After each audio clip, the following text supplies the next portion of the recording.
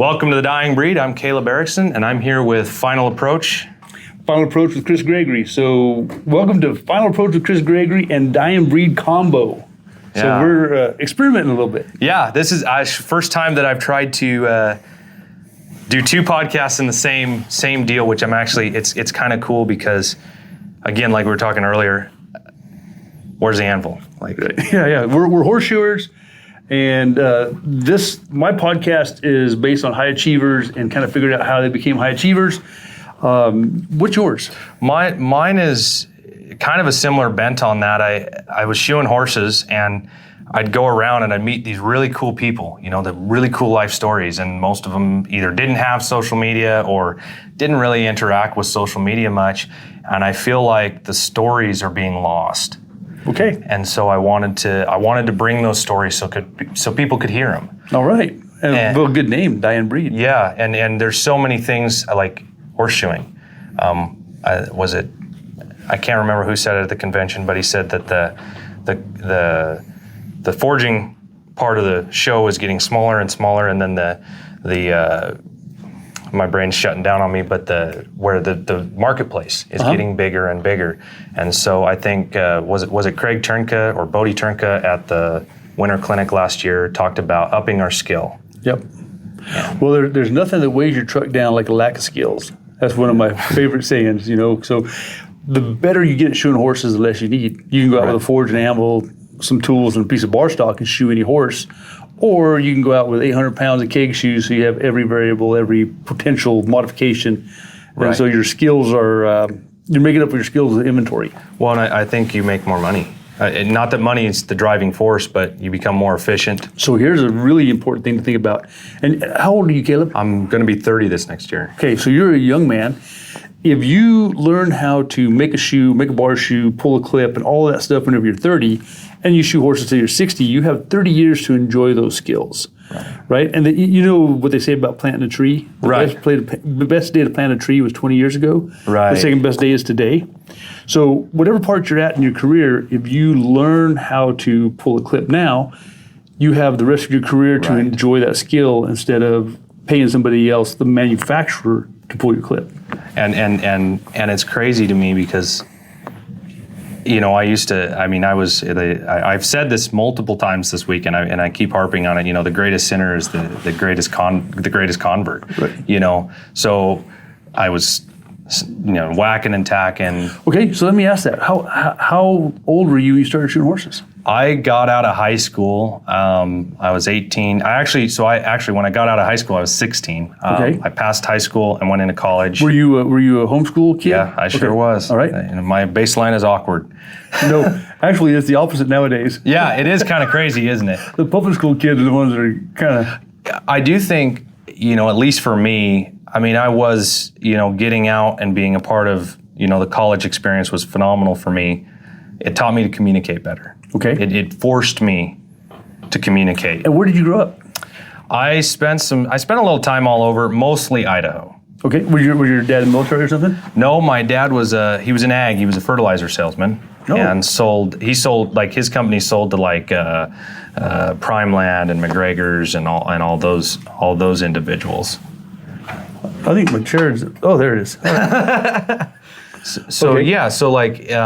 So he was traveling to do that? Yeah, my dad was on the road a lot. We moved up into a place called Craigmont. It's in the middle of nowhere, and I got my first horse. And since I was 5, I wanted horses. Okay. I either wanted to be military or horses, and I ended up in horses. No military then? No, my family is 4 generations military, so I was raised around it. So I have a real soft spot for it, but. I ended up in horses, and now, do you have brothers and sisters? I got 3. And where do you fit in? I'm the oldest. Oh, all right. Yeah, I was the. So you got to be the leader of the gang. I was supposed to be the example. Well, sometimes a bad example is still an example, right? Yeah, what not to do. You don't get caught doing it anyway. So I don't know a lot about your start. You're pretty much a legend. I don't think there's any farrier in the country that doesn't know Heartland or... Yeah, I don't know about that, but I grew up on a ranch in New Mexico, and my dad wasn't a farrier. He was actually a lawyer that owned a ranch, But we'd put shoes on. He'd hire shoe and done, so he didn't have to buy shoes. And then whenever they needed done again, we could do some of that. And it wasn't right. And then I went to college on a steer wrestling scholarship. So actually, I left home at 15, went to military high school. Oh, really? To ride bulls, New Mexico Military Institute. And I was just going to, I dreamed of being a rodeo cowboy. And so I didn't even know what I was getting into. My dad had been a field artillery officer during Vietnam. And so he said, all right, boy, you can go, but you can't quit. So I found myself at New Mexico Military Institute, and I couldn't quit, but God, I wanted to. That place was a great place to be from, but it was a crucible. Really? As a 15-year-old, being in that environment was tough. And this was 1983, so it was a different time in the world, Yeah. Well, anyway, I got through high school, got through military school, and I was a steer wrestler. I was no longer riding bulls. I wasn't good at it. I had a desire, but I didn't have talent. And do you think it's height? I mean, I think it was lack of coaching, lack of, I didn't really know what I was doing. Right. I'd put my feet on both sides and grab the rope and just go for it. Yeah. But I started steer wrestling, and that really became my goal. Went to college on a rodeo scholarship, and I started shooting my horse, and pretty soon I shooted my buddy's horses. Pretty soon I had this whole job I never intended. Right. So I went through 5 years of college, got a bunch of degrees, and did all that, but I shot horses the whole time. Got married while I was in college, 19. Right. Then in 1991, we graduated college with $12,000 cash and no debt. And Oh, wow. All from shooting horses. I was getting 23 to shoe a horse, 18 for resets, and 12 for trims. Wow. And I made 12 grand surplus, Which I saw something the other day, sorry, not to interrupt. I saw something the other day. A guy posted on one of the Farrier pages, and he showed his basically his books from 1980 sometime, somewhere in there. Was it American or was it? It was American. Okay. And when you did the math, with inflation today, He was making more. he was making more than. Right. I was getting $23 to show a horse, and it seemed like I had more money than I got now. And I get $175 now. It's crazy. Yep. And $175 is not a lot for the U.S. No. But it's a lot for Missouri. Where I live in Missouri, it's a lot. It's very. I was floored. I was talking to Craig Turnka, and I was telling him a mutual friend sent a horse down there, and a vet, and she needed her horse shot. He did it for her. Charged her $150, and I'm like, I'm charging more than Craig. Like, Yeah. that's crazy. Like, Well, to me. It's the area you live. So do you live in Florida now? No. I don't like big bugs or humidity. Okay. I live in Idaho. They don't have big bugs? No, I thought the mosquitoes weighed 20 pounds. no, that's more towards the Canadian side. Okay, all right. Where I'm at is actually they, and I don't want to tell everybody because we've already got a problem with people moving Okay. there. So but- we need to bleep. yeah, no, it's but I'm from a little town called Lewiston, and it's literally considered, like, you can look it up. It's like in one of the top 10 places to survive an apocalypse. Like, who would have thought? But it's like in a banana belt because you're at like 1,000 feet sea level. Oh, wow. You're right on the river. It gets a little hot in the summer, but you can drive up to the mountains. You're 30 minutes away Is it a from. big city? No, I mean, we got a Walmart, North 40, some restaurants, but not huge. Okay. I'm trying to think of it's been a long time since I went through Missouri, like an equivalent, but All right. Now, are you a married man? yes, I just had my first son. Oh, nice. How long have you been married? We got married in 22. 22. In May of 22, and I'm extremely lucky. I was extremely immature. When I was 25, we met when just before I turned 25, and I was very, very immature. And she does bring out the better in me. So she raised you. Basically, although I would argue, and I've seen this with other people, not that it's the right, but, and maybe, I don't know how you feel, what you think, but you shouldn't marry a person for them to be your dad or your mother. I agree. You should marry him because they make you a better person and you're better with them. Yep. Yeah. And she's an ER nurse. Okay. So I'm not completely dumb. So could you work with your wife? I don't think that'd be a good plan. Why? She could. I'm a hothead. Really? I still run that risk of we were putting together a round pen, and I had a way that I was doing it, and she was suggesting a different way to do it. And so I was trying. We were just married, and I was trying to be, a good husband. So I tried to do it her way, and it just made me mad because it wasn't the way I did it. And so at one point, I pitched the panel across the. Man! And she looks at me and she goes, "When you can start acting like an adult, we'll talk. I'm going to the house." And just walked out of the house. And she does. She knows how to handle me. She left me down there. I banged around and cussed and and finally got it up. Probably worked twice as hard banging around, cussing, and losing my mind if I'd have just calmed down and just mellowed out. And I'm getting better. So you've learned. I'm learning. All right. But it's a skill. It's a skill to be calm and. Well, so one of my takes on the modern world is, if you can work with your spouse, if you and your spouse are pulling the cart in the same direction, I think it makes for such a strong family.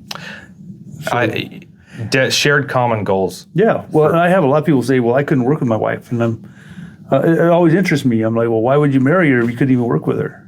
I've found it's like my brother and I. My brother and I are good friends.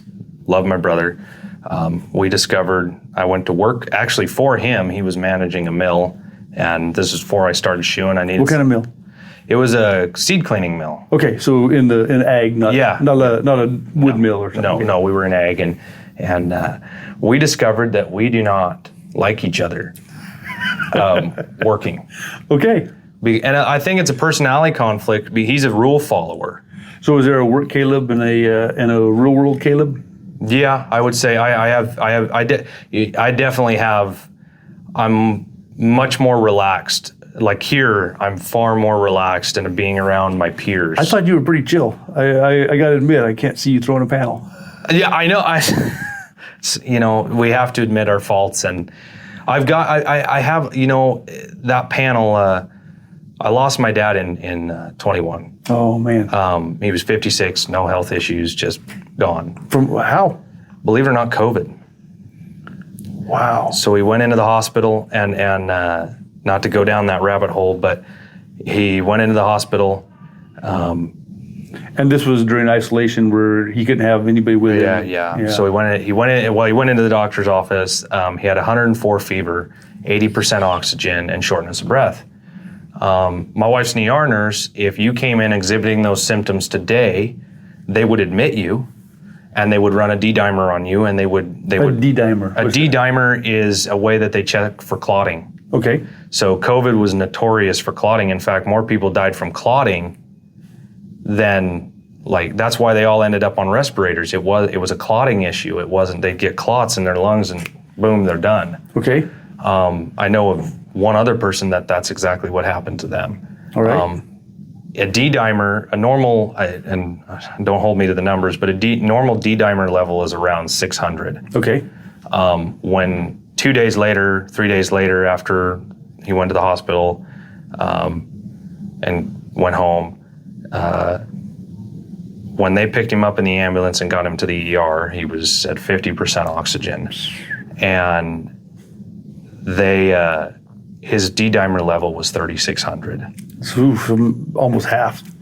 Or six times. Yeah. So he was, and so he just kept crashing. They couldn't, CPR life. And did you get to see him as he was going? No, because of COVID. No. It's kind of a weird. You look back at your life, and I don't know if you've experienced this, but do you think people are aware subconsciously when their time's close? I don't have enough experience to answer that. So I've been in some pretty hairy situations, but I've never felt like I was going to die. So I don't have any way to answer that, Caleb. What do you think? Well, I've been across it a couple of times. So you think your dad knew? I think subconsciously, because he said something to me 3 or 4 days before he passed. I was up there shoeing horses, and I stopped in to see how he was doing, and we weren't particularly close. But we kind of had. He was a good man. It was more of the fact that I'm trying to phrase it right. the arrogance of youth. Okay.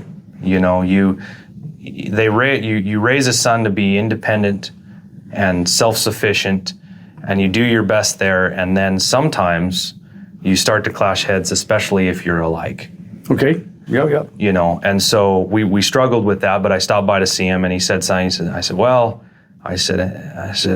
because I was like, yeah, I'm gonna marry Sid, and he goes, well, something about, well, but if I don't die first or something like that. And I said, you're not allowed to die.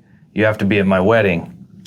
And he goes, oh, you know, you just want the insurance or some smart ass comment like that. You know? And we're very sarcastic. Like, that's our sense of humor. It was like very dark. Yeah. And I was like, no, you actually have to be at my wedding because you've got to be there. So, man, your wedding was emotional, huh? Very, very emotional. So actually, we've done something. He had a Stetson hat, and every photo shoot that we've done, so our engagement photos, our wedding photos, and then we did a shoot with my son when he was born, and every one of those, I've worn it or had that hat with me. But then, you know, he was gone, and so I've seen people do that several times in death, like they die super sudden or you don't see it coming. And was your dad still in the ag business? Yeah, he was, that was the other thing I didn't realize what a footprint he'd left. And you don't realize what you have until it's gone. And so like I look at, I'd love to bring this into the conversation at this point, because your relationship with your son Cody is, I mean, I think every father and son would strive for that relationship. It's amazing. So my view on that is if you're going to do a family business, if you're going to work with your wife, with your son's wife, with your daughter and her husband, and we have to make all this work. So I will never let a horse's foot interfere with my family. I would never let a round pin interfere with my family. So basically, if you shoe with your family, there's going to be a fit on a shoe that they don't like. There's going to be a trim on a foot that you don't like. There's going to be a bad horse that your son-in-law handles in a way that you don't like. There's going to be a way that your daughter-in-law parked the rig that you wouldn't have parked it there. And if you are such a micromanager that you can't handle that, then those things make you mad. And then it colors everything. And so pretty soon it's coloring your Sunday dinners. Pretty soon it's coloring your Thanksgiving. Pretty soon it's like, I can't believe he drove that 4 city head whenever it definitely needed a 5 slim, you know? Right. Those things don't matter. The big picture matters is I get to hug my granddaughter, you know? Right. And I get to see my grandson grow up. I get to hug my daughter. You know, all of those are happening because the little things don't matter. And that was pretty much what I learned out of my dad's death. I got hurt. I had 6 months where that's how I got into podcasting and all of this was I was in a brace for 6 months. And how did you get hurt? I was trying to open a coconut. The knife slipped. Oh man. And wow. So I thought it was fine. Where were you at? I was in the kitchen. No, you were in Bahamas though, or? No, I was in the kitchen. You bought a coconut in Idaho. Yeah, in a coconut in Idaho. And I hadn't even got a drink yet. I was stone sober, the knife slipped. And my wife, you know, she's an ER nurse. And at that time we were renting from my doctor. And so my wife calls the doctor and she goes, hey, could you come over and take a look at Caleb real quick? So you had the knife in a vise and you're hitting coconut on it? Or tell me how this happened. Well, yeah, you know, explain. As my dad would say, what were you thinking? And I'd say, I wasn't. But I had it like this and I was trying to like, ooh. Yeah. And a big sharp knife. Yeah, why would you have anything less than a big sharp knife?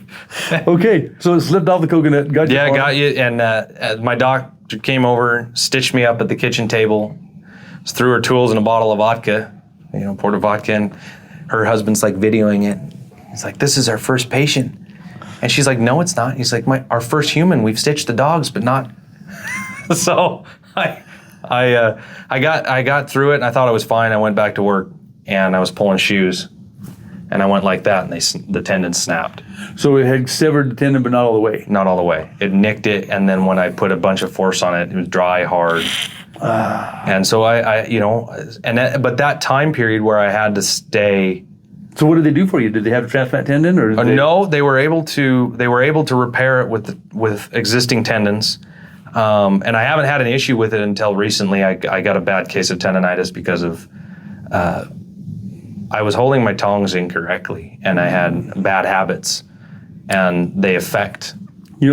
Tong fit is something so few people give any real. Once you get to a certain level, you realize how important it is. But if you're trying to hold 5/16 with 1/4-inch tongs, right. or if your tongs don't fit, your left hand and left arm take a absolute beating.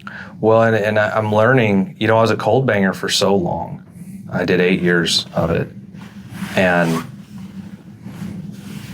it is so hard on your body. I don't know why anyone wouldn't. I would heat up every shoe. I do. I get pissy when I have to Well, don't get pissy. No, but you know what I mean. Like, it's like, oh man, I've got this one horse, and he was pretty rank, and I probably should not do him. That'd probably be the smarter. It was just with him. He had a pretty round foot, and it was literally I'd open the shoe, close the heel. And that was about all the time he had. And if you didn't get it done in that time, yep. And even drugged, you had half hour, and I told the owners, I said, until he stands better, he's not going to get a good shoe. Yeah. Like I think that's one thing. And I would ask this because I don't know the right answer. And it's hard for someone like me who's starting out in the journey, right? On the way to journeyman, and then basically you're in kindergarten, and you're trying to up your skills and become a better, which I guess is a life journey in general. But knowing when to let it go. So if the shoe stays on, the horse stays sound, you really can't argue with the results, right? Or how it happened. I had a barn with about 18 head that I was able to do because I was able to do one bad horse named Bon Jovi. And Bon Jovi was a rank horse. And he was a cutting horse. On the front end, you could not pull him forward. Like it was, oh really? He would not let you pull it forward no matter what. And if you tried, he would come up and he would paw you. On the hind end, while you're under him, and he's a reserve world champion. I mean, this is a really nice cutting horse. On the hind end, you'd be working on him, and he would jump, get the other foot off the ground, suck you under, and kick you out. Right. So the gentleman called me in October 1994. I'm still shooting his horses. He's my last customer, really. 1994. Yeah. He called. We had just moved to Lamar, Missouri. He said, "Hey, are you willing to do a bad horse?" And we're fighting over the pork and beans, so I'm willing to do a bad horse. And so I show up, very nice barn. The previous shoer had put one shoe on with 3 nails and left a note saying, "Never again," because this horse was so rank. And I got through him. And I shot Bon Jovi for about 10 years. And every time he hurt me. But because I was able to do him, I was able to do the other 17 horses that were beautiful and good. But by the time we were done, I was 1.1 cc of Democedan, 1.1 cc of Torbejezic, and still walking around like a cat. And I got to where to crease him, to clinch him, I'd walk him out in the arena after I'd got the shoes nailed on. I'd walk him out in the arena. I'd twist my nails. Yeah, and I would simply clinch the nails. So whenever you looked at his jaw, so you could reach in the sand. Yeah. So when you looked at the shoeing job, looked like it was horrible looking. Like you would be embarrassed to say I shot that horse. Right. It was quality work. The shoe was shaped right. The foot was trimmed right on the bottom. The edges were rounded from the bottom to give me the perimeter I wanted. Right. But nothing was dressed. Clinches were not clean. I mean, just because he wouldn't let me, even with drugs. So I'd done everything I knew how to do. And at that time, I didn't have a Novell headstall, which if you know about those. No, I don't. Well, okay, we'll do that story next. But I had done everything I knew how to do except for throw him down. I didn't want to throw a horse down that was worth more than my house, right? Right. So I told the owner, and I said, "Listen, sir, the only thing I haven't tried is throwing your horse." He said, "Well, let's try it." And I'm like, "Okay, well, you need to be there for that." And so we went one night, and it was me and my helper, my wife, and this gentleman. and we threw the horse. And Bon Jovi, I mean, he was like landing a fish with claws, you know, and he's pawing and swinging and kicking, and he just barely missed my helper's head. And the owner of the horse, he said, "Hey, everybody stand up," and we all stood up. We let the horse up. He says, "You never have to touch that horse again." And he turned him out, and we quit using that horse and shoeing that horse at that time. It's funny. So, do you think today's day and age it's changed a little bit? But I was talking to a younger shoer and apprentice, or he's a journeyman now, and I was with Sam Durham. Yeah, I know Sam. Really. Yeah. He was a journeyman, but he's about my age, I think, and worked for Brian Strelo and stuff. And Sam was talking about tying horses up, and you know how you do rank horses without drugs and rank mules and all that. And Sam's pretty handy, and I had to learn that too because I was in the middle of nowhere and I was hungry, right? Yeah. And so I see some of these younger guys coming, and they're like, "You tie them up that way, like." Because like I feel like people are more inclined to go get dorm gel now, and more inclined to. Yeah, well, there's those that dorm gel doesn't work, and for us, horsemanship is always the answer. Yeah. And if you can do it with horsemanship, great.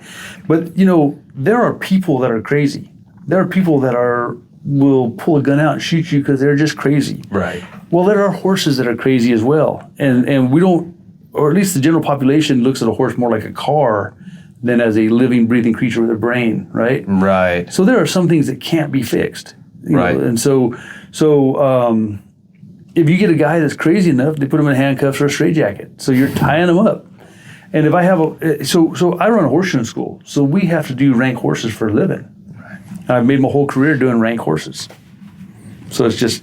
You know. What do you do in your school? I mean, I've watched some of your videos, and they are impressive because, I mean, I learned something. I watch how you handle horses, and I would say that, like I said earlier, I'm a hothead, but horses have made me learn to mellow out.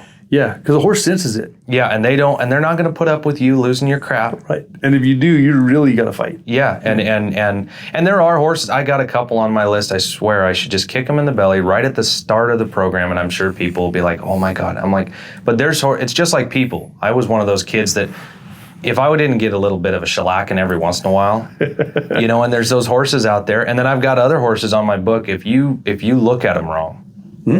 You know, but if you just mellow. So you've learned how to read the horse. Right. Right. So, you know, it's the same thing. I had 2 kids, and I could spank Cody with a rasp, and he would say, "That doesn't hurt." And I could look sideways at my daughter, and she's like, "Oh, I'm so sorry. What did I do wrong?" Right. And so you have to be able to read the horse and understand this is what works on this horse, this is what works on that horse, this is what works on this horse. Because there's no one answer. Right. There's not a twitch may really work well on this horse, and it may turn into a 6-hour job and a hospital bill on this horse. Right. Well, and I think I kind of have a rule, like I'll smack a horse once. Like, okay, wake up, cut it out, you know, whatever it happens to be. Usually it's leaning. I'll, you know, pop them and like take my hand and hit them in the belly. You know, or if they strike or something like that, I'll get, you know, which is basically what would happen in the pasture if they did that to the head mare. Like, she's not going to put up with. Actually, be more violent. Yeah, way more violent than anything but I'll do that once, maybe twice. But then if that's not working and he's not getting any better, it's time to rethink the plan. You can't sit there and wail on him for 20 minutes. Right. Yeah, absolutely. Because that's not horsemanship. That's just. Yeah. And I was really lucky. I was riding horses and training horses in high school, and I rode with the vaqueros. Oh, very cool. And they were some of the handiest guys out there, and they're a little more mellow than like the charro. The charro's pretty aggressive and violent. Yeah, I went to the charro national finals in Mexico. Oh, really? Yeah. There's some cowboys now. They're handy, and they get the same result. They both have nice horses. Like, I wouldn't argue that a charro doesn't ride a nice horse. Right. But the method they get there is very different. Oh, yeah. And I really enjoyed, my buddy he was the kind of guy, there was this old mule that was just a kicker. And they sent him down to him, and he worked 2 years later. He came by, and that mule was standing out in the pasture, heard his voice, and come barreling over just to see him. And his approach to horses was they have a very unique approach, like they're common sense. Like it's so common sense, it's almost so painfully simple. He had this horse that the minute you hit the cinch, he went to like 3 different trainers, and he hit the cinch and that horse would fall over. Wow. And he wouldn't get up. Would not get up. They tried a hot shot. Wouldn't get up. He'd lay there on the ground and wouldn't move. And they'd finally unsaddle him, and he'd still lay there. And about 20, 30 minutes after he was unsaddled, he'd get up, shake himself off, and walk around. Oh, man, that horse learned something, hadn't he? Yeah. And he's just like, over. So how'd your vaquero fix it? Well, I come over one day, and he's riding around on that horse. And I said, how'd you get that done? And he goes, oh, he fall down. So I go to the house and get a glass of water. Yeah. I'm like, water? I wondered it would be Yeah. He says, I pour it down his nose and I hold it in there. He think he drowning. He come off the ground quick. Yeah. I had a horse used to lay down across the creek, and I was a little kid, and my dad was ready for him and done it, and that horse popped up, and I don't think that horse ever slept on his side again. And people that don't use their horses, I think it's very different. You know, I was raised ranching, cowboying.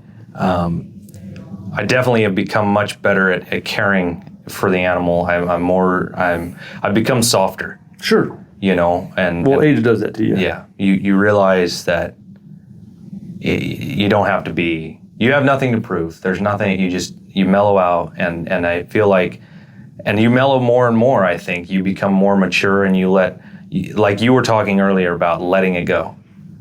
Like it's not worth losing your family over. Oh, absolutely. It's not worth.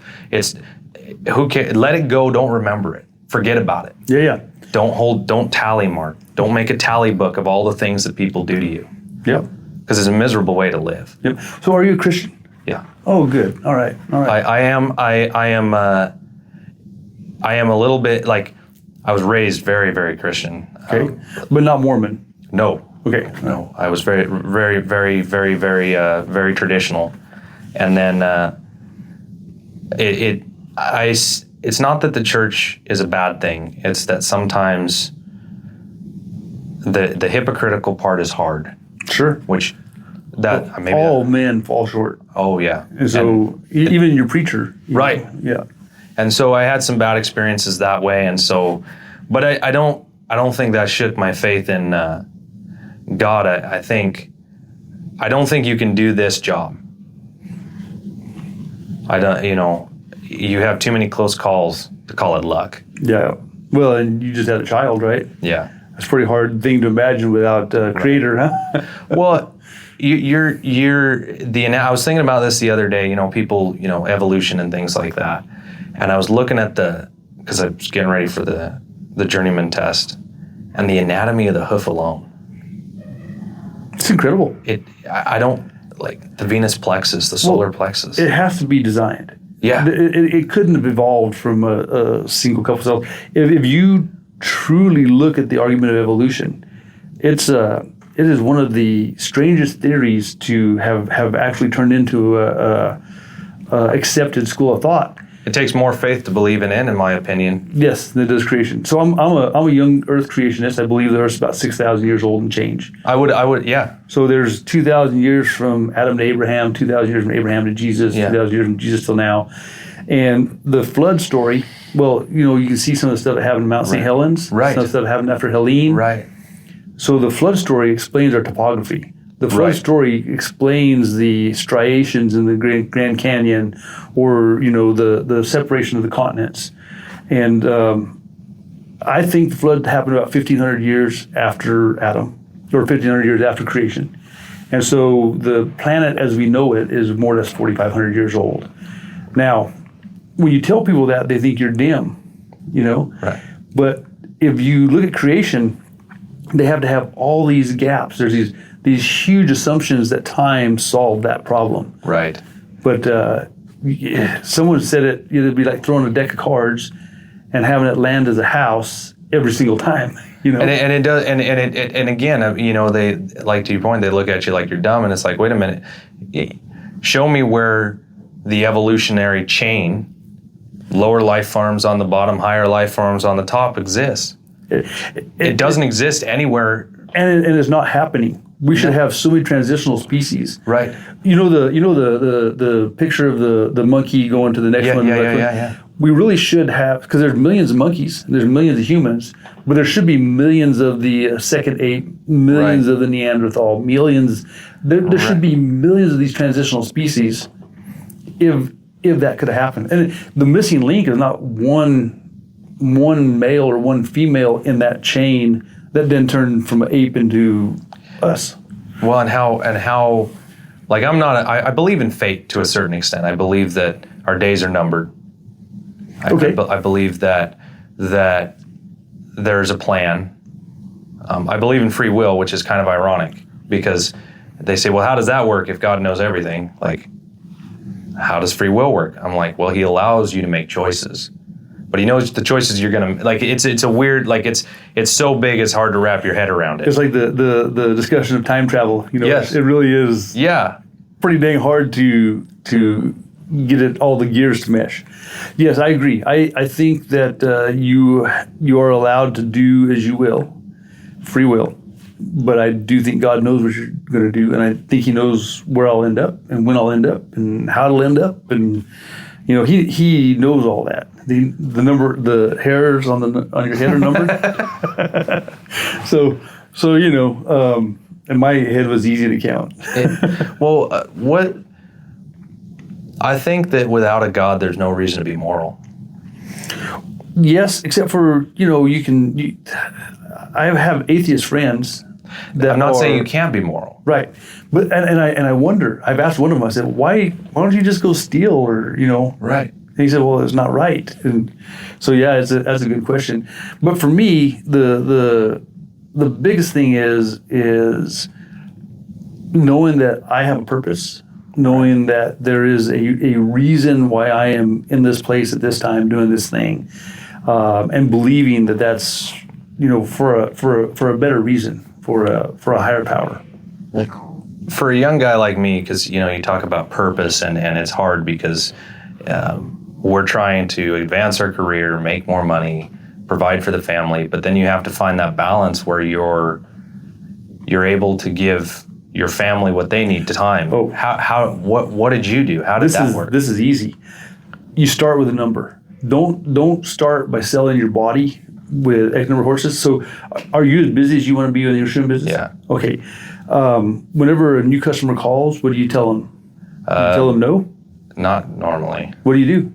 I usually, it depends. Sometimes I'll tell them no. Depends on what they have and where they're located. If they're in an area that I can, they're 10 miles away. They got 5 horses. What do you tell them? I usually will take that one. I'll make take it. that one. I'll. But you're already as busy as you want to be. Yeah. So why would you take it? That's a good question. Well, the reason is because you're young and your back can do 5 more horses. What I really suggest a young guy do is they start with a number. And so to make the math simple, let's say $120,000 a year for gross income. And I don't want to talk about the cost of shooting a horse or all that stuff, but just to say I want to make $120,000 gross. Right. That means I got to make $10,000 a month. So if I can do 120 horses, if I can do 1,000 horses in a year for 120 apiece, I will make $120,000. So that's simple math, right? Right.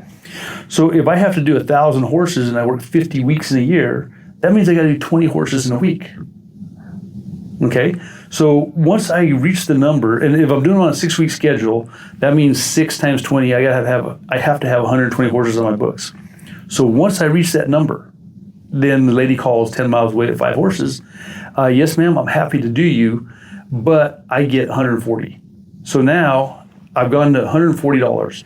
She says yes or no. I don't have to say no. You don't want to say no. If you say no, you're basically rejecting somebody. Nobody likes rejection. Right. So I don't say no. I tell her to be 140. If she says yes, I figured out how to put 5 more horses into my already 20 horses a week. I'm already killing myself, right? Right. So that's being facetious. Obviously 20 horses is not a massive week. But anyway, I put those 5 more horses into my books, and at that point, I tell all of my current customers, by the way, next time it will be 140. So I gave myself a price raise at that time. And if I lose, so a $20 raise on 120 would be 18%, 16%? Yeah. Okay, let's call it 18%. So I give myself an 18% raise.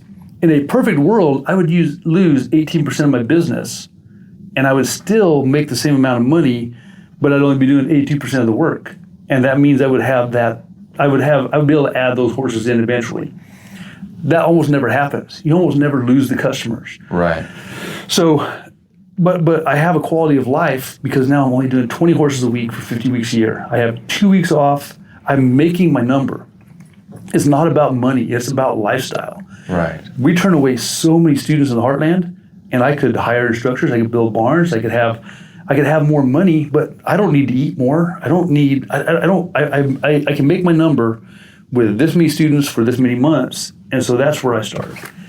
And if you can incorporate that into your life, man, you'll get longevity, you'll get a sense of happiness, and you'll get a sense of control that young guys don't usually have. That's I think, and I'm sure you experience this too. When you've been poor and broke, it's very hard. And I think there's a fear. And for me, it's not about like doing another 10 head or the money. There's a fear that I'm going to lose something. Sure. And if your phone doesn't ring in January, you think you've lost your whole business, huh? Oh yeah. Oh dude. And sometimes it's like, okay, I'm sorry. I'm so swamped. They're like, can you get my horse in this week? I'm like, dude, I can't even see my eyeballs. Yeah. So you're really selling your body because it's young, but it's not always going to be young, Caleb. Right. So I have 2 brand new knees. And the reason I have 2 brand new knees is because my 55-year-old body had to cash a check that my 20-year-old body wrote. Oh. And it's just if you don't think long term, you won't have longevity in this. And I'm an old guy talking to a young guy, and when I was a young guy, I didn't listen to the old guy. But I have to make some decisions. I had club feet as a kid. Oh wow! So you might have a shorter. And the crazy thing is that like I was talking to someone else about this. Shoeing horses is like a drug. I haven't found anything that's kept my attention right like it does. Like you can't figure it out in a day. You can't figure it out in a lifetime. Yeah, you'll never do the perfect horse. Right. And at a certain point, so right now you're at this point where your skill is going up. And your ability is going up, and your body is letting you. But at a certain point, you're going to get to this precipice where your skill and your knowledge will continue to go, but your body won't let you anymore. So I was here at 47. 47 was probably my last year of being physically strong. That was probably my precipice. Right. And then after 47, my knees started going so bad I couldn't hardly do it as much as I could. Even though my knowledge and my skill continued to hold and maybe gain a little, my body won't let you. Right. So, and if you have, I don't know what club feet are in a human, is that? The feet basically rock in, kind of like a horse. So a horse goes like this, technically. Okay. This, ours would go like this, and it would be, I guess, in... Fifth metatarsal? Yeah, right. Or so your ankle, which I'm trying to remember. I'm having a brain fart. So on your tarsal bones? Yeah. Or the end of your tibia? So in a horse, it's called it's the hock, right? Yep. The hock. Yeah. So, I get hock injections. Okay. So, and did you have special shoes or braces? I had braces. I was in casts until I was 2. They cut the Achilles tendon. Wow. On both feet. I won the lotto in a lot of ways. There's about 1 in 1,000 people will have a club foot, and I had 2, and that take 1,000 of those 1, and you get so you're 1 in a million. 1 in a million chance. And then the fact that I walk, the fact that I have the quality of life that I do. Can you jog? No. All right. And do you hurt? Yeah. Okay. Every day. And do you hurt worse after 10 head? Yes. So our conversation we just had about the number is more important for you because the rest of your body is going to still feel good whenever you're. That's what's 40. My back feels good. I feel great everywhere, but I'll hit and we're looking at It's sometime in the future when I can find the right surgeon, because it's a very specific subset. There's some things now that they're able to do that will give me that longevity. But to your point, we sell our body, and if I want to keep doing this, Yep. and you're right, and I wouldn't even argue it's just hard. It's hard when you're young. So what? That's true. I guess it's an excuse, isn't it? Yeah. Well, Really, ultimately. you can justify almost anything, and you can get an excuse for almost anything. But there's a lot of things that are hard that when you get through it, it was so worth it. Right. Military school was hard. Boot camp was hard. My school is freaking hard. But you get to the end of it, you get to the other end of it, and you look back and say, look what I just survived. You know. What do you see, talking about hardship and the way I was raised, like people, I've had guys come work with me for like a day or two, and they're like, oh, my back hurts. I don't want to do this anymore. Mm-hmm. And it's like, dude, I'm hurting. I'm beat up. But that doesn't mean we stop. We stop when the job's done. Right. So do you see that? Have you seen a trend? I mean, your school's been coming around for so long. What do you see? I've been teaching since 1992. And so quite honestly, the 18-year-old that came to my school in 1992 is not the same 18-year-old that I'm getting in 2025. It is unfortunately for our world, I do believe that has been a little bit of transition, a farm-raised kid that was raised without television, raised without a phone, raised without a TV, or without modern stuff, and raised with a father that loved him enough to spank him. Right. That guy's becoming more and more rare. And so whenever the wrong guy shows up at my horseshoe school, there's a come to Jesus meeting, and I ask for their soul every day. I'm going to work you to death if you come to my school. So hopefully those that aren't willing to work don't come. And we usually draw the very finest people, which makes my job easy. But it is there's been a change. I think one of the coolest things when I came here, I had a very preconceived idea about women farriers. I had a very preconceived idea. I had been around one, and had arms the size of my thighs and had a mullet. And oh, nice. Yeah, so I kind of assumed that was the only one I ever run into. I was like, well, and I come here, and these young ladies they're amazing. Yeah. They're badass. They're forging and beautiful. Like a lot of them are very pretty. And I'm like, this is. You want to shoe horses? Why do you want to shoe horses? My class, I'm getting classes now where it's more than 50% female. Wow. And I'd heard that the trend, yep, that more and more women are doing it. I used to get one woman a year, maybe one woman every other year, because the Heartland was not a place where a female would go. Right. But it seems like, so my wife's been shoeing me since 95. Oh. My daughter-in-law came to horseshoe school, and that's where she met Cody. My daughter shoes horses, and her husband came to horseshoe school. That's how they met. So I've never had a prejudice against women farriers. We didn't attract very many, and now we're attracting some because there's some. Most people that come to the Heartland don't come accidentally. Most of them come because they've heard about us or another farrier sent them, and they're really willing to push themselves. And some of my best students have been female students. I was hearing about one, I forget the name, but we had one this year, Special P, Jordan. Yeah, and that might have been. Yeah, so she's from California, and she set the bar. Everybody chased her all year long, and that's awesome, really. It really is awesome. Yeah, especially and it's amazing. I think there's a misconception. I know I had misconceptions coming to the AFA convention. I never went to shoeing school. I was cowboying and. Have you been to school at all yet? No. Okay. All right. I've never gone. How long have you been shoeing horses for a living? How long have you been making a living doing it? About 8 years. It's been 9. So since you were 23. Yeah. Wow. Well, shit. No, longer than that, I guess, because I went full time.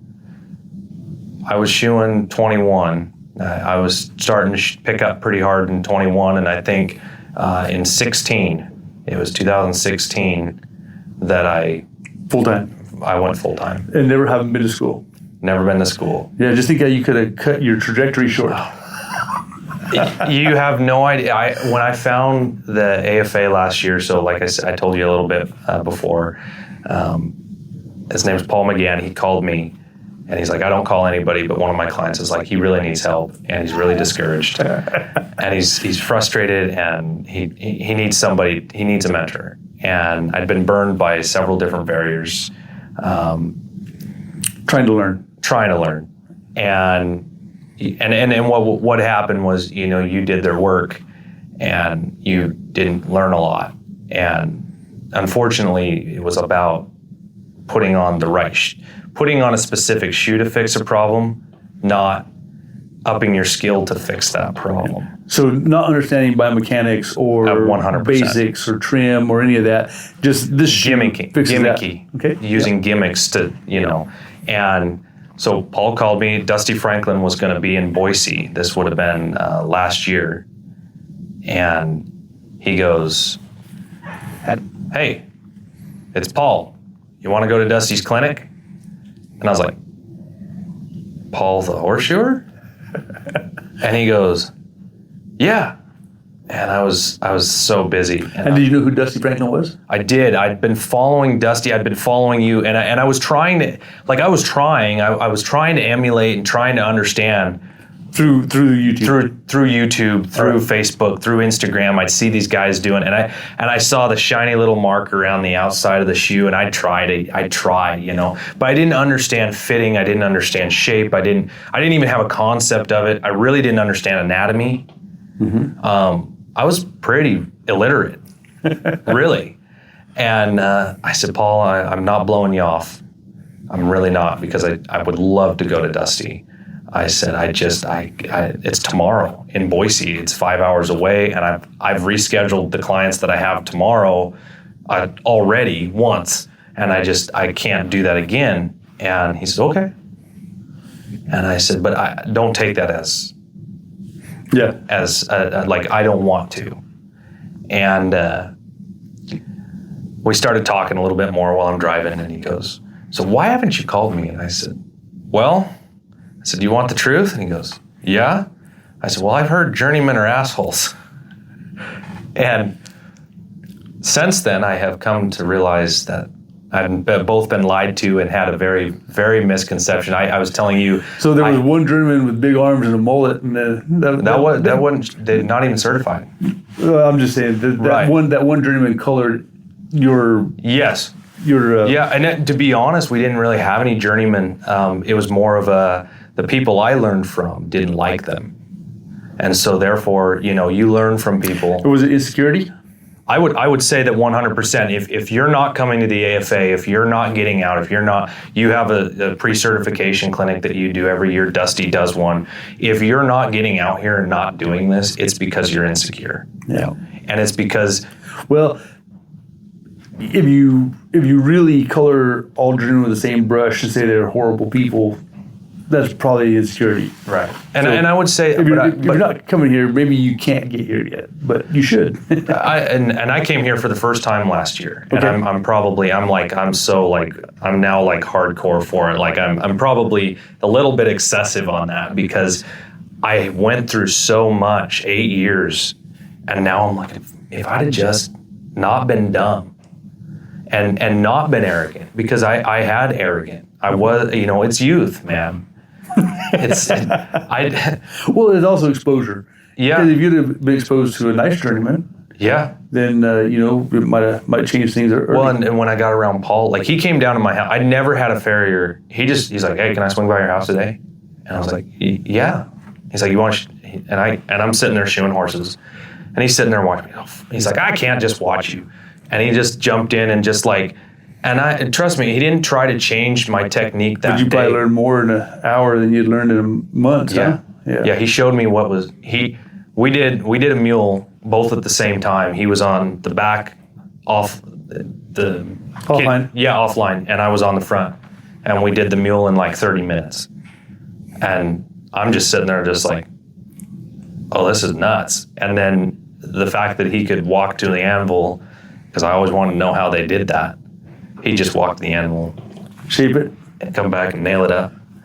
And I'm sitting there going, like making little, I had a trail to the anvil and back to the horse. And I'm like, I wanted to know. And so that little fire in me, so we kind of started hanging out. He's like, all right, you're going to take front shoes and turn them into hinds, hind shoes into fronts. Yep. You're going to start drawing clips. He said, you're going to take a shoe and you're going to draw clips all the way around the shoe and you're going to pitch it in the pile. There's no and he said, take a used shoe. Right. You're not going to wreck a brand new shoe. And then we came to the convention last year. And he told his wife and I told mine, I said, we're going to find out if we like each other. Because we're going to split a hotel room. And by the end of the week, like, I'd do anything for him. Like, cool. At this point, like, I feel that I think he'd do the same for me. Like, nice. You know, and that's that brotherhood. And all these guys here are that way. I haven't met one that wasn't, like, if you call them and say, hey, I'm having trouble with X, Y, and Z, yep. I've heard that guys have said, oh yeah, I was having trouble. I called Chris Gregory or Dusty Franklin or whoever it was, and just I went down to their house and stayed. Yeah, yeah, it's an amazing trade, and one of the things we're blessed with is there's more work than nobody's hurting for work. If you're willing to shoe horses, you have a job. Right. And so you don't have to be cutthroat. You don't have to be protective of your skills or your knowledge or any of that, because there's more than enough work for everybody. And so yeah, well, and so going forward, what do you want to see? Like, where do you want to see your school? Where do you want to see what do you want to see in the trade? So I am a very traditional man, and I've maybe glued on 10 shoes my whole career. I'm just not. I'm way more likely to build a shoe for a foot than I am to modify some kind of glue-on contraption. So it's just. I don't want to see those lost. We still forge and coat fires at the school. I want to try that. That's so expensive. That's so hard to do. Our students are allowed to have the forge 24/7 so they can build those skills, because you can shoe horses very, very successfully and not even have a forge. But if you do have those skills, if you maintain those traditions, you're going to be so much better down the line. And if the wheels fall off, a man that knows how to heat a piece of metal and shape it on an anvil is going to be a very, very valuable resource. Do you find, I've kind of noticed this, do you find when you show up to a place and you pull out the forge and you show that professionalism, I think it gives me a sense of pride that I didn't have before. Well, and it sets you apart. So I started shoeing in '87. I started hot shoeing really in like 1990, really. So I had 3 years of just cold banging on the rodeo trail. And then when I started hot shoeing, it really sets you apart, because if you want to get good at anything, you look at what the good guys do and how they do it. You try to emulate that. And so the best guys in the world, I've shot horses on 6 continents. The best guys in the world shoe hot. The best guys in the world make shoes. The best guys in the world pull their own clips. And so all of those things are what I try to bring so that I can be amongst the best guys in the world. And all the reasons to cold shoe are about humans. It is faster. It takes less equipment. It is, you can argue that it's easier. It's easier to fit because you don't necessarily know what fit is if you're a cold shoer oftentimes. You're opening and closing, making sure they don't bleed, right? But you're not really fitting a toe quarter and fitting a heel quarter and, really getting that perimeter. So the reasons to hot shoe are really about the horse. It takes longer. It takes more equipment. It takes more skill. It is a lot harder to do in the early days.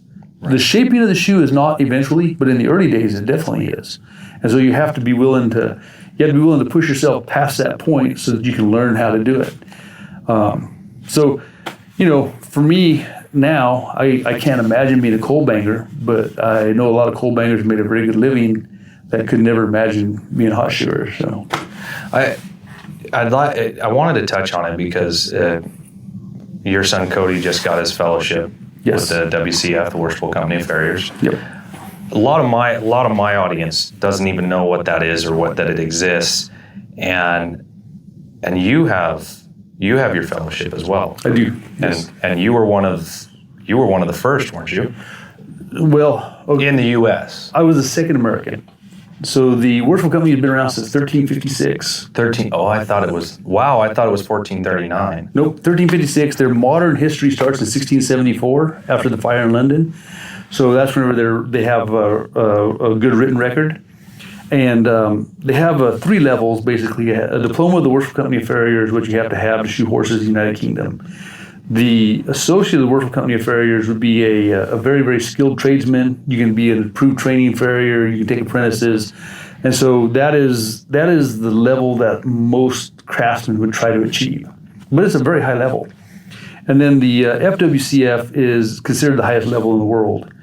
And so it's a lot to do with how much you know about horseshoeing. You got to do a lecture. You got to write a research paper. You got to do a lot of stuff above and beyond what most horseshoers would ever do. So Cody got his journeyman when he was 15. His diploma when he was 17. He's the youngest, isn't he? Well, interesting. So he was 15 years old and 9 months. And I had a student that came to school in '97, an Amish Mennonite gentleman. And when his son turned 13, he sent Javin to school. So Javin was a 13-year-old boy in my horseshoeing school. Wow. And he got his journeyman at 15 years and 8 months. So I have trained the 2 youngest journeymen ever, but Cody got his record beat by Javin by a month. But nobody knows about Javin because being Amish Mennonite, they wouldn't let us publish it. They wouldn't let us take pictures. You know, it's just so. It's he's known.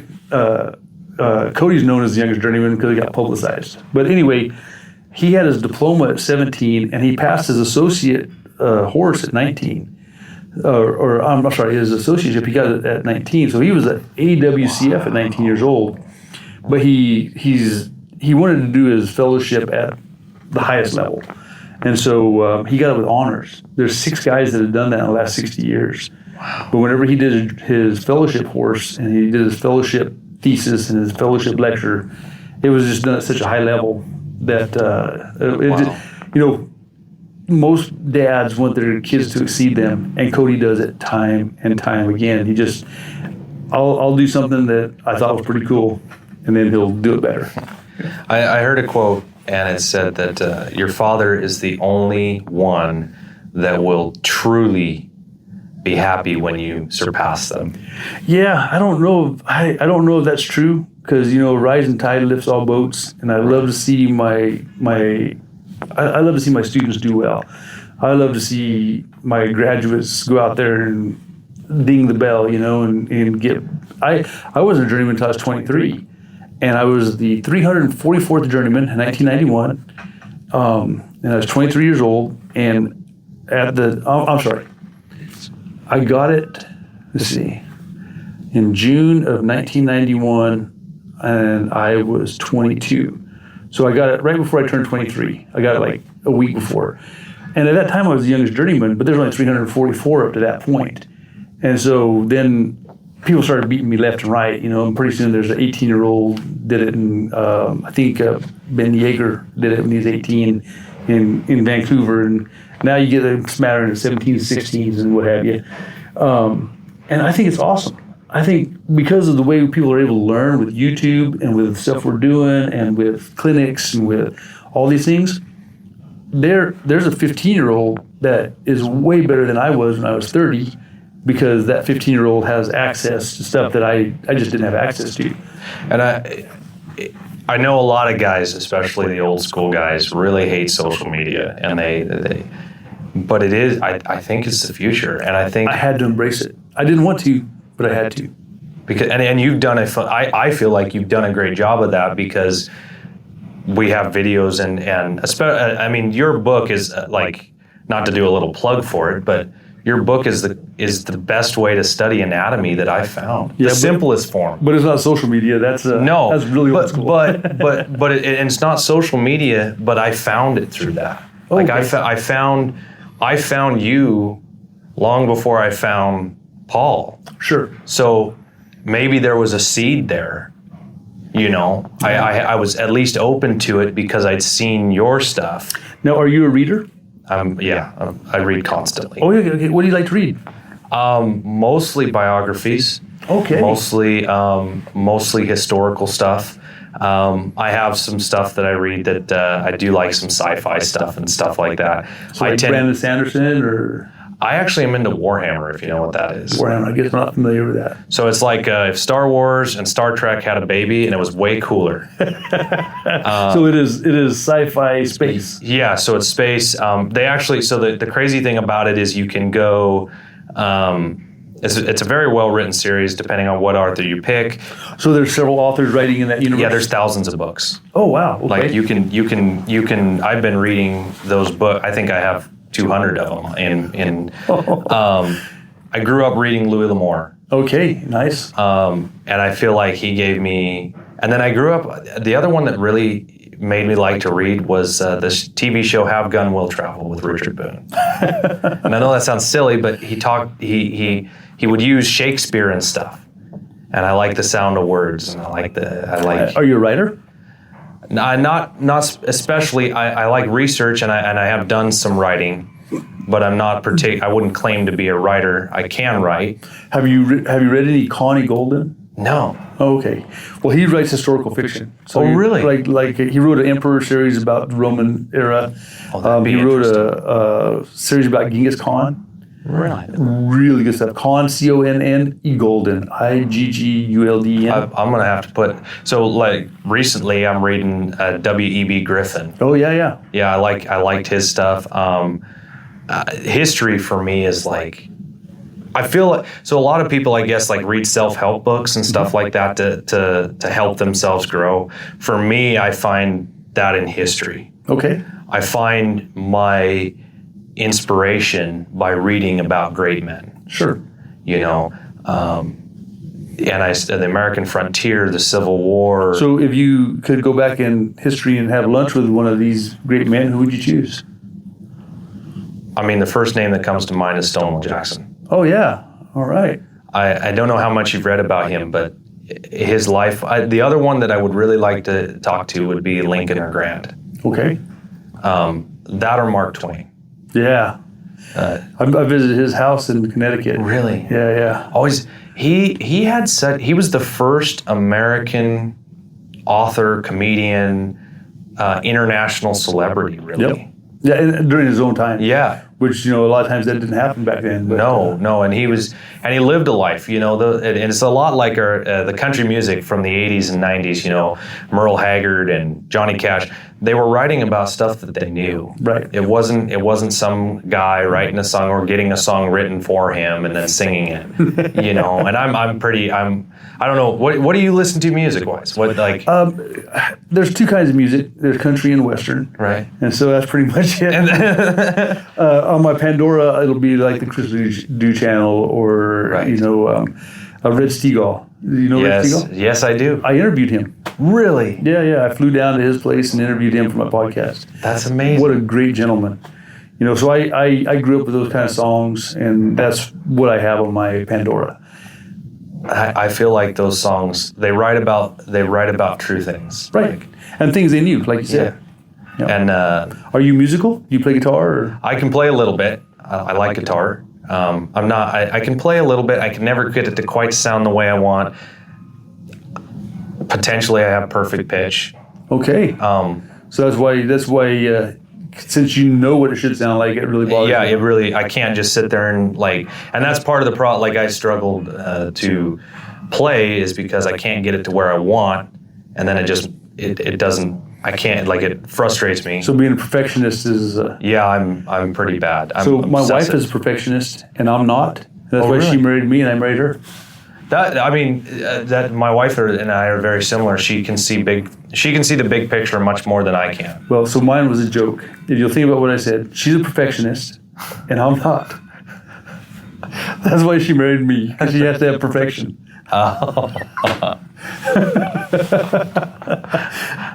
Jokes, hey, just so you guys know, jokes are way funnier when you have to explain them.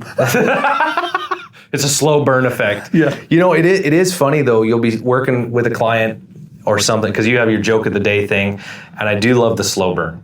Like when you say something to a client and they're sitting there going, yeah. Wait, what? And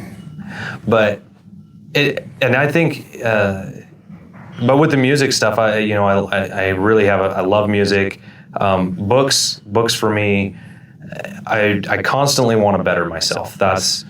I want to become a better person, a better version of myself. Good. And I want to be educated. I want to, and I do have I have almost photographic memory. Nice. If not photographic, I can. And did you finish college? I got my associates. What's it in? Liberal arts, the only liberal thing I've ever done. Besides your vote last Tuesday? Yeah, exactly. My vote last Tuesday, I needed a woman president. Have you seen the Yukon Forge Hammers? I guess I haven't seen. Does he have a good? He's got the Trump. Yeah. God bless him. Yeah, I went in there and I was like, I want a 2-pounder, and he's like, I got one left. I was like, I want it. So guys, listen, if you're listening to my podcast and you voted for Kamala Harris, you probably should unfriend me. I mean, Trump is my president, and anyway, I felt that should be said. Well, it's interesting to me because I have several clients that are definitely on the other side of the argument from the way I view the world. I find that guys that are in ag, right, guys that produce food, work for a living as a whole, usually fall on one side of the aisle rather than the other. Yeah. But it's kind of fascinating to me that, I tell them, I'm like, you can talk about whatever you want to talk about while I'm here, but just so you know, whatever you bring up, make sure we can still be friends when I leave. I'm not going to hold it against you. Yep. Well, I'm not going to hold it against them, but if somebody comes on my news feed and really trashes my beliefs, then it's not respectful at that point. Yeah. And I don't go on a liberal friend's. I don't either. And do anything, And I have a few liberal friends that I know are quite liberal, and I just don't discuss it with them. It's just. Well, and sometimes it's better to just say, well, we don't agree, and leave it at that. But I think I do think, and I think if people could get past this, right? If they could look at it this way, most of us just want to make a good living. I don't think most of us think we're going to be millionaires or anything like that, but most of us just want to make a good living. We want to have food on the table for our family, a reliable rig, be able to do the things that we like to do, and have the government the least amount possible in my pocket. Right. And in my business. Told me how to do it. Yep. Yeah. And I've noticed, again, in ag, the government is the most inefficient. Oh yeah. No, it's not. It is not the way to get things done, for sure. No, look at the U.S. mail. How many times does your package arrive on time? Yeah. That's just one small example. Right. Yeah. And but and what so if you had a piece of advice for anyone that's looking to go in to be a farrier, to do anything like that, what would it be? Be coachable. If you show up at school and you already know how to do it, then don't come to school. And I'm not. I've had students that have had 30 years experience come to school, but if they were coachable and were willing to change where they stood, or change where they held it, or change where they hit it, or do the things that I'm trying to show you. But if you're raising a kid and you don't teach them how to learn, if you don't teach them how to be coachable, you're going to raise a kid that's going to be very miserable and is going to have a hard time achieving anything. So, when you go learn from somebody, if you're a young farrier, you're going to ride with somebody, you're not there to teach that person how to shoe horses. If he tells you he wants the clinches to be 5/8 of an inch long and pointy on the end, well, that's what you do. If he tells you he wants it to fit so you're not covering the heels, that's what you do. You just do what he did. And sometimes you learn what not to do, but you still learn something, right? But it's very, very hard to be an educator and show somebody how to do something and then find them trying to reinvent the wheel just because it didn't feel right in the beginning. So you've learned how to play guitar. You already know. It's hard in the beginning to learn how to play a chord without turning the guitar, without looking at your fingers. Right? So you have to force yourself to do the hard things if you want to end up doing the guitar. Well, it's the same thing with pulling clips or shaping a shoe or building a heel or making a toe bend or any of that stuff. You have to force yourself to follow the technique and do it a certain way for a certain amount of time until you learn how to do that. Now, once you know how to do that, then you figure out what works for you. And if pulling a clip towards you works better than pulling a clip to the side, that's irrelevant if you come up with the same clip at the end. But if you refuse to be taught, then it doesn't matter what I do. So the students that we have that are very successful, we had one year where we had 7 guys get certified and 3 guys get their journeyman in the same year they came to school. Wow. But they were coachable. And when I told them to do something, they did it. If you have to spend 10 hours at the anvil to learn how to shape shoes, you got to spend 10 hours. And if you spend 5, you're not going to learn how to shape shoes. Right. So it's going to take that amount of time. It doesn't matter what I say. There's not a magic formula. There's not a key. There's no one thing I can say that's going to make you learn how to shape shoes. Right. But after 10 hours standing at the anvil, and I come up, if I say to you, if you're at this part of the horn and you hit just beyond the center, you're going to bend the shoe in this way and get this radius. If I say that to you on day 1, it probably doesn't mean nothing. 10 hours later, if I say it, you're like, oh, now I see what he's talking about. But it wouldn't have mattered if I said it earlier. And even, oftentimes there'll be a month into class and say, oh, that's what you're talking about. And I haven't showed them anything different. It was that they had finally got to the point where they're ready. Have you noticed that students, like, you say the exact same thing to them, like you give them a piece of advice, they don't get it, and then Cody comes along, says the exact same thing, and for whatever reason the light bulb comes on. Yep.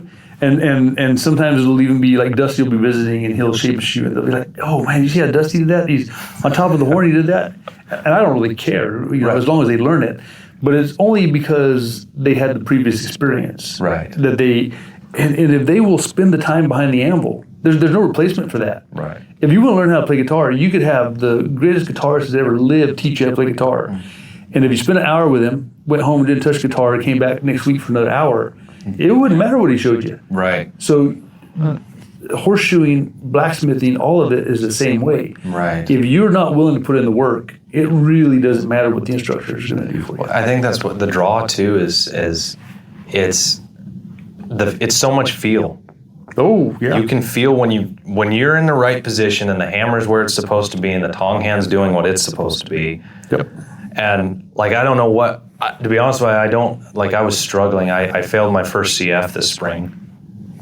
And that's kind of embarrassing. You've been doing horses for eight years and you show up and you get your ass handed to you, know?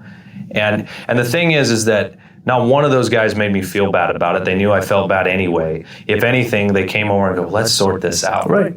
They turned it into a learning opportunity. Yeah. Yeah. But if you come in there with a cocky attitude, I saw something on one of the Farrier forums. The guy's like, yeah, their journeymen are mean to me, blah, blah, blah. And you could just tell by his vibe that no one can teach him anything. Right.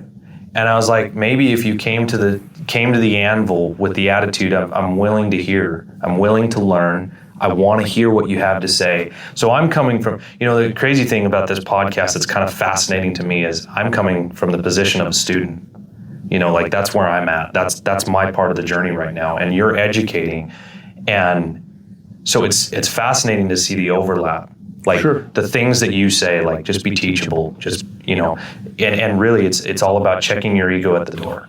Oh, yeah. Well, you're telling me about your mentors that hated journeymen. Yeah. They're the guys that go to the certification really, really cocky and then super offended when they don't get it. Right. And then obviously the journeyman was a butthole and that's why they didn't get their certification. Well, and that's, so last night I was sitting down in the bar drinking and I pulled out the pictures of my CF run, and they kind of tore it apart. And you'd like an attaboy, but attaboy doesn't make you better. Yep. I'm sorry, and I feel like my generation especially, we do not take criticism well. We have not been. Yeah, there's too many trophies, right? Yeah, everybody gets a trophy. We haven't my dad used to have a saying when I was little. He'd say, "You're special, son. Special needs, but special nonetheless." Yeah. And that I was raised really old school. That was just, we worked. We didn't have TV, didn't have phones. Got a spanking. Yeah. Oh, yeah. I was probably the worst offender. And I told my dad, I think I was 24 or 25. I said, Dad, I don't think you beat me enough as a kid. And he goes, I think you're right. and it's true, I mean, if you can, and like now I look at where I'm at now and it's like, oh man, that all paid off. Mm-hmm. Like discipline. Discipline is you can't go anywhere without discipline. And you'll pay it forward now that you have a kid because you'll know how to parent. And so a kid that never gets spanked and gets a trophy every time, when that kid becomes a parent, they don't know how to parent. And so it actually gets worse generation after generation. Well, and I mean, it's a testament really to, I think you can tell a lot about a person from their children. Oh, yes. And not that there aren't great people that raised their kids, did everything right, and the kid just took a left turn. And, it goes back to free will. But, talking with Dusty Franklin last night and Cody, and then talking with you and a little bit, I didn't really talk to your son, but, I watched videos and seen his accomplishments. That's a real testament. Well, thank you. To your abilities and how well you were a parent. The reward for being a good parent is that you don't have to raise your grandkids. That's unfortunately probably one of the most accurate statements. Yeah, you get to enjoy your grandkids instead of having to be their mom and dad. Well, I was talking about with someone last night, and statistically speaking, without a father, kids are far more likely. Single mother compared to single father. Single mothers are far more likely to have kids not graduate high school, not graduate from college, end up in prison. Really? Yeah, it's statistically with sample size. They did the whole little study on it, and we look at our society today and we wonder why we're so messed up, and it's because fathers are absent. Yep. And I think young men are looking for that. Like, you come into your school, do you feel like you're doing more, like, I'll call it life coaching, parenting? So, to be honest, I often tell my students, if you'll learn about Jesus Christ through the school, he'll be worth way more to you than anything I can show you about a horseshoe or horse's foot. But we change our students, every one of them, even if they don't want to, they leave a different person when they got there. I would think it's for the better. If they come in and they're lazy, they're not going to survive, so they learn how to work. If they come in, they don't know how to get out of bed in the morning, they don't survive, so they learn how to get out of bed in the morning. If they want to graduate, they learn how to spend an awful lot of time going toward a goal, so they learn how to achieve a goal. So my job really is to make a much better human and teach them horseshoeing on the side. Now, one of the secrets to having a successful school, so you other guys that have horseshoe school, don't listen to this part, but the real secret is to attract high-quality people. Right. Because if you have a really good, solid person that you teach how to shoe horses, when you're done, you have a good, solid person that knows how to shoe horses. If you have an idiot come to school, when you're done, that idiot may be able to shoe horses, but that idiot is still an idiot. You know what I mean? Right. So one of the things that's happened to us is that we have drawn kind of the cream of the crop. And by getting such great students, it has allowed us to enjoy a good reputation. And that, I mean, so you mentioned work ethic, you mentioned and work ethic is such an important thing, and it's missing in a lot of ways. What's your day look like? How do you start your day? What time does it start? So I try to stay in bed till 4. A lot of times I'll be up at 3:45. When I wake up, I'm up from between 3:30 and 4. I'm up almost every morning. I answer emails. I take care of office business. I fill orders from 4 till 5. I read my Bible from 5 to 5:30, and then I either start writing or start working on my video production until about 6:45. I try to get in a little workout, and so a half hour about what I get, and then I eat breakfast with my wife, and we start our day. So like my textbook is 700 pages. Well, I wrote that in 2009, 2010, 16 months. Wow. But the only way I could do that was by getting up every morning at 2 a.m. So when you have a goal, people say, I don't have time to write. Well, you do have time. You just have to prioritize something and make it happen. The Gregory men, my father and my grandfather, the people I knew before me, were early risers, were extremely hard workers, were very goal oriented, very driven. We have in our family we call it the full Gregory.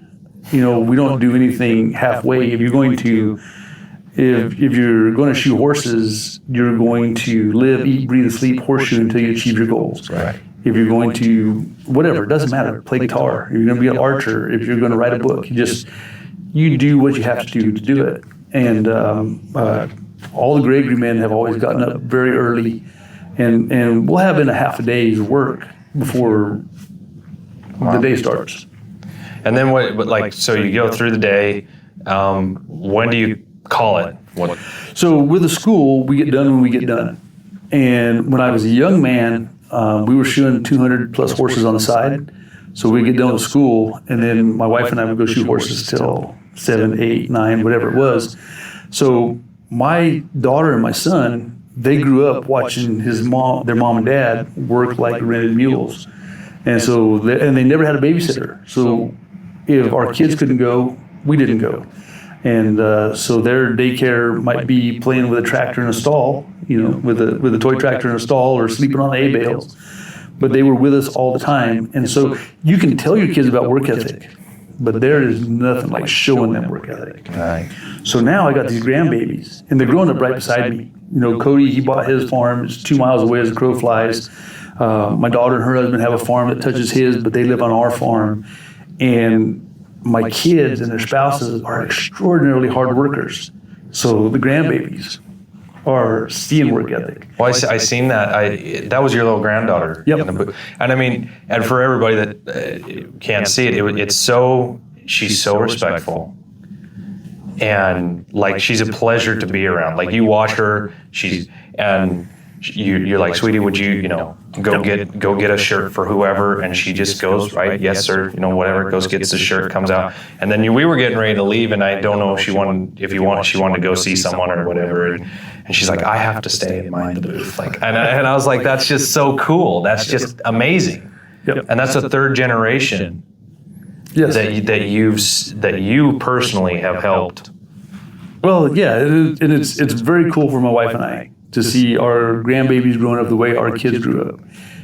Cody and his wife don't have a television. My daughter and her husband don't watch television. They were growing up on a farm. None of the kids have access to cell phones or internet or any of that stuff. They are growing up like a farm kid did back 50 years ago. And I think simplicity, it goes back to the shoeing thing, simplicity. Yep. Simple basics. Yeah. So another thing, though, is Cody's wife's folks are still married. My mom and dad are still married. My wife's folks are still married. Cameron, my son-in-law, his parents were married. They both have passed, but they were married till death. And so there is a legacy that you pass on to your children by staying with your spouse. And even if your kid's 18 when you get divorced, you're still causing a scar. Yeah. You're still breaking something. And so, if you can provide that stability for your child, Right. you're going to provide a much better world for that child to grow up in. Do you think the word commitment isn't there anymore? I don't know about as anymore. much? I don't know. I can't speak on that, but because I think there's been divorce. Yeah, I mean, it's forever, but it's far more common. Possibly. And I feel like in my mind, the way, and I say this stuff, this isn't a statement, though, the way you rearrange thoughts in your head is by speaking, right? That's psychologically, most people rearrange and organize their thoughts by talking it through. Okay. So in my mind, I think about it and I'm like, we live in a throwaway generation. It used to be you bought a fridge And the fridge lasted for, my grandparents' fridge, I'm pretty sure, was bought in the 50s, and we were still using it when they passed away in 2000, whatever it was. Yes, but manufacturing has they want to have a fail. Right. They want to have a fail at a certain point to force you to buy another one. Right. Which is stupid. But do you think that has transferred over? Oh, yeah. into our relationships and community as a whole? Well, and it's not just that. Social media is bad for this. Yeah. You compare your life to other people. Well, when you see somebody on Facebook, you're not looking at their whole life. You're looking at a snapshot of the best part of it, right? We do that with our horseshoeing. We do that with our horseshoe. We do that with every aspect of it. Yeah. And so I think social media has made it a little bit tougher. I think that the loss of Christianity in this world has made it a little bit tougher. I do. Regardless of where people fall on this issue, I think the argument that Judeo-Christian ethics were the backbone of the United States. That's what we were founded on. Yeah. And it's hard to argue with their success. Yeah. Well, in God we trust. I mean, it was the very fabric of foundation of this country. Yeah. And it's being chased out of it. And it does say in the Bible that there will come a time where you will look at the world and what was right is wrong, what was wrong is right. And it'll be a sign that the end times are near. So, I'm not a prophet, and I don't claim to be, but I do what I believe is right. And I try to feed into the people I can what I can. And we're just trying to make our place a better place as much as possible. Our influence, wherever we can influence, we try to improve. So in our mission statement for the Dying Breed, it talks about exploring morals, beliefs, and ideologies and lifestyles that are disappearing. That's what the podcast is about. And your own moral code. And I don't think a lot of people understand, or maybe they do, or maybe it's not. I don't know. But who you are when no one's around, when no one's watching. That's character. That's character, and you have a moral, you make decisions not because someone makes you do that. You live a certain way, not because there's someone sitting over your shoulder. And as a horseshoer, I think this is super imperative, because when you're sitting there at that horse and you're like, I didn't cover that heel. Yep. If you pull it off, fix it. Yeah. That's your character. Yeah, absolutely. Yeah, that is the definition of character. And I think throughout every aspect of life, and I think I was raised on the idea that you shook hands. And Dad, I had my ass beat a couple of times because I told a guy I was going to be somewhere, and I wasn't there. Nope. And if you tell a guy, now my brother's way better at this than me, I'll admit it. He shows up 30 minutes early. He's that guy. If you say 6, he's there at 5:30. If you say 7, he's there at 6:30. Good. Yeah. Early's on time, on time's late. Yeah. Me, on the other hand, I am the stereotypical horseshoer. If I'm 15 minutes either way, I'm doing freaking phenomenal. And I try to be better, but it definitely. And some of it is the nature of the work we do. Right. Yeah. A horse that should take an hour can easily take an hour and a half. Yeah. Yeah. And we constantly, and that's, and sometimes you get there and there's an abscess. Yeah. There's a lot of potential. But dude, I've had this has been super cool. And it's amazing to talk to some, like I said, from a student perspective and an educator perspective, and career-wise. With closing, what do you want? What's the last? What message do you want to close with? I don't really have one that we haven't covered. So we've covered just about everything. Yeah, I'd throw that back at you. What would you like for people to leave this podcast thinking? I think what we stated: check your ego at the door. Be teachable. I was at a little forging demo. They were helping me with some stuff that I've been struggling with. And I literally went from one station. I signed up at one station, signed up at the next station that was available, and signed up at the last station. And it was just worked out that that's the slots that were available. I worked with 3 different guys. And I walked up to each one of them, and they said, "What do you want to do?" I said, "Well, this is where I'm struggling." They said, okay, well, what do you know? And I said, well, you tell me how you do it.